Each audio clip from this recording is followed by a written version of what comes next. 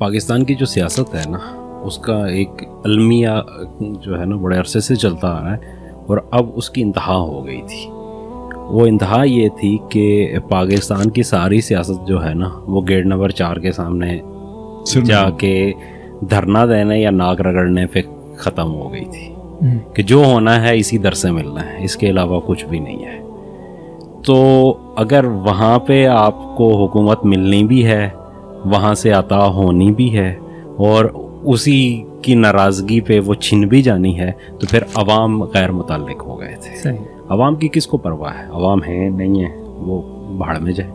کبھی RTS بیٹھ جائے گا, کبھی فارم 47 آ جائے گا اور حکومت تو مل جائے گی جس سے لینی ہوگی. تو کبھی جو ہے نا ہاں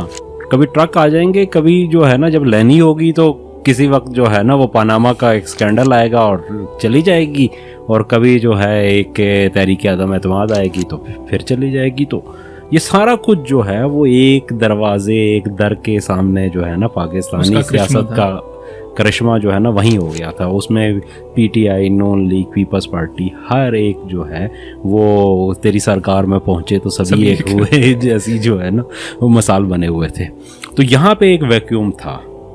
اور اس ویکیوم میں یہ شاید پاکستانی عوام کی خوش قسمتی تھی کہ اس موقع پر جماعت اسلامی کی قیادت جو ہے وہ تبدیل ہو گئی اور سراج الحق صاحب بہت ٹھنڈے میٹھے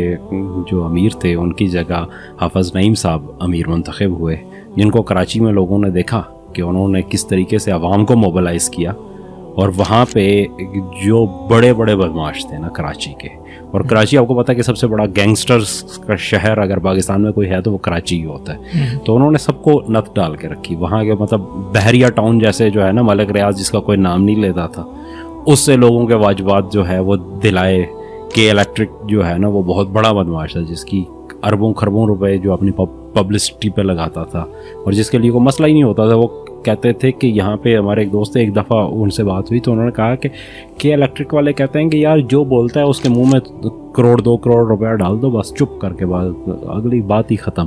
کوئی ہے ہی نہیں یہاں پہ. تو چند کروڑ روپے سے کوئی نہیں ہوتا, جس کا ٹرن اوور جو ہے نا وہ اربوں روپے میں ہو تو اس کے لیے تو ظاہر ہے یہ ایسا ہی ہے کہ آپ کی تنخواہ 1 لاکھ روپیہ تو آپ کسی کو 100-200 روپے جو ہے نا وہ دے دیں تو آپ کے لیے تو کوئی مسئلہ نہیں ہے, تو اگلے نے چپ کر کے بیٹھ جانا ہے. تو انہوں نے وہاں پہ بھی کیا. اور پھر جب جو ہے نا تیسری جو میرے لیے بڑی حیرت انگیز چیز تھی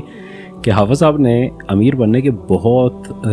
فوراً بعد جو ہے نا بہت جلد میں یہ فیصلہ کیا کہ وہ اس قسم کا ایک بڑا جو پروگرام لانچ کریں. عموماً ہوتا یہ ہے کہ جماعت اسلامی کی اس سے پہلے بھی جب قیادت کی تبدیلی ہوئی ہے تو وہ بڑا ٹھنڈا پروسیس تھا. قاضی حسین احمد صاحب بڑے مطلب وہ سمجھے جاتے ہیں کہ بڑے جذباتی اگریسو اور وہ رہے امیر, لیکن ان کا بھی اگر پہلا دور دیکھیں تو انہوں نے صرف ایک کاروان دعوت و محبت ہی چلایا تھا, اس کے بعد کوئی نہیں تھی. وہ پھر اگلے اور پھر اس سے اگلے دور میں تیسری 15 سال کے بعد جو ہے وہ اس اگریسو موڈ میں آئے تھے. لیکن حافظ صاحب نے میرے خیال میں 3 ٹینیور نہیں بلکہ 3 مہینے جو ہے نا وہ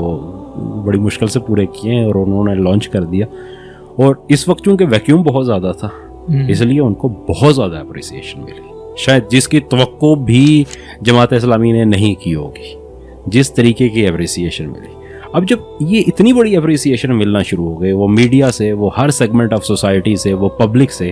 تو مسئلہ یہ ہے کہ وہ لوگ جو اندھو میں کانے راجہ بنے ہوئے تھے ان کے لیے مسئلہ پیدا ہو گیا کہ بھائی اگر کوئی بندہ چین جاپان کی سرحدیں بھی نہیں ملاتا, سینسیبل گفتگو بھی کرتا ہے,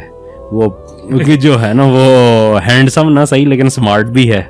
ٹھیک ہے, جس کی گفتگو کا سلیقہ بہت اچھا ہے, جو بات بھی ڈنکے کی چوٹ پہ کرتا ہے, جو بہت کھل کے جو ہے نا اپنے مدعا کا اظہار بھی کرتا ہے, جو عوام کی نبض پہ بھی ہاتھ رکھتا ہے, اور وہ بندہ سوشل میڈیا پہ بھی وائرل ہوتا ہے اور مین اسٹریم میڈیا بھی اسے ایک جو ہے نا ڈیو کوریج دیتا ہے, تو پھر تو عوام کے اندر اس کی پینیٹریشن ہو جائے گی. تو اگر اس کی پینیٹریشن ہو جائے گی تو ہم کہاں رہیں گے. تو پھر اس کے بعد اگر آپ بات کر رہے تھے نا بی ٹیم کا,